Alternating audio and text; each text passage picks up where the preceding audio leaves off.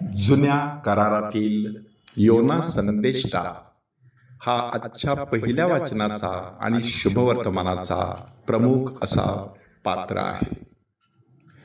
योना संदेष्टाच्या पुस्तकामध्ये एकूण 4 अध्याय आहेत आणि त्या 4 अध्यायामध्ये 4 प्रकारचे मिशनरी दडलेले आहेत.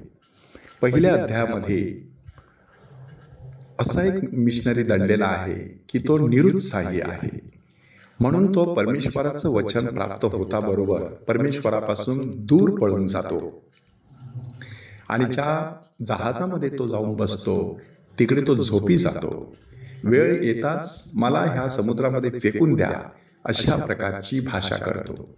ह्या ठिकाणी 3 मुद्दे आहेत की निरुत्साही मिशनरी परमेश्वराच्या योजनेपासून पळून जातो, पळवाट शोधतो, तो झोपून राहतो म्हणजे आळशी बनतो, तो समुद्रामध्ये मला फेकून द्या असं म्हणतो म्हणजे कुठेतरी आपलं हे सर्व थांबलं पाहिजे, मला ह्याच्यामध्ये मुळीच रस नाही, मला हे सगळं सोडून द्यायचं आहे, अशा प्रकारची भाषा करत असतो.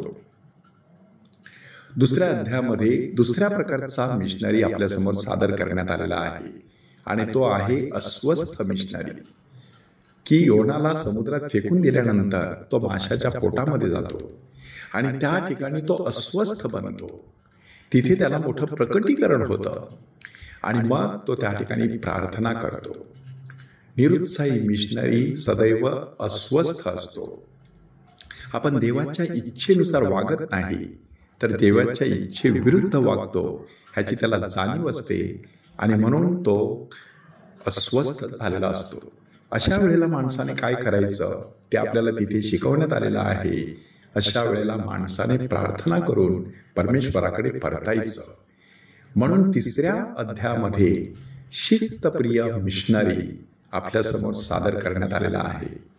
ते आजच्या पहिल्या वाचनामध्ये आपल्याला दाखवण्यात आलेलं आहे की हा शिस्तप्रिय मिशनरी परमेश्वराच्या वचनानुसार निनवे शहरात जातो, परमेश्वराचा संदेश देतो. त्याचा संदेश ऐकल्यानंतर बऱ्याच लोकांना पश्चातापाची बुद्धी होते आणि त्यांनी पश्चाताप करायला सुरुवात केलेली आहे.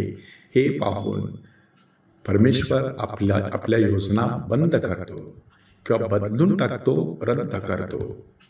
बायबल अभ्यासकांनी ह्याचा अर्थ किती सुंदर लावलेला आहे बघा, की माणूस जर आपले मार्ग बदलायला तयार असेल तर परमेश्वर आपल्या योजना बदलायला देखील तयार असतो. आणि मग चौथ्या अध्यायामध्ये निराश झालेला मिशनरी आपल्यासमोर सादर करण्यात आलेला आहे. योनाला वाटलं होतं की मी ज्याप्रमाणे सांगितलं त्याप्रमाणे घडणारच, म्हणून तो त्या शहराची नासधूस होण्याची वाट पाहत होता. परंतु परमेश्वराने लोकांच्या पश्चातापाकडे पाहिलेलं, म्हणून तो देखील अनुताप पावलेला. त्याने आपली योजना रद्द केली होती हे योनाला समजलं नाही, कारण योना संकुचित वृत्तीचा होता. परमेश्वर व्यापक दृष्टिकोनातून पाहतो आणि म्हणूनच आजच्या शुभवर्तमानामध्ये प्रभू येशू ख्रिस्त पुन्हा एकदा योनाचा उल्लेख करतो की योनाचा चिन्हाशिवाय दुसरं चिन्ह दिलं जाणार नाही. कोणतं नक्की चिन्ह आहे की जसा योना माशाच्या पोटात राहिला तसा मनुष्याचा पुत्र पृथ्वीच्या पोटात राहणार आहे. म्हणजे जुन्या करारातील योना आणि नव्या करारातील योना आपल्यासमोर सादर करण्यात आलेला आहे.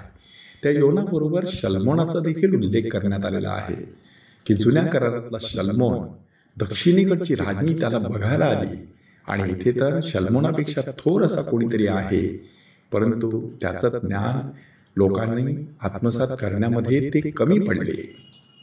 ह्या प्रायश्चित्त काळामध्ये आपण स्वतःचा शोध घेऊया की आपण योनाच्या संदेशाप्रमाणे पश्चाताप करून नवजीवनाची वाट चोखाळणाऱ्या त्या निनवेच्या लोकांसारखे आहोत की प्रभू येशू ख्रिस्ताची वचनं ऐकून सुद्धा त्याच्यावरती विश्वास न ठेवणाऱ्या नव्या करारातील यहुदी लोकांसारखे आहोत.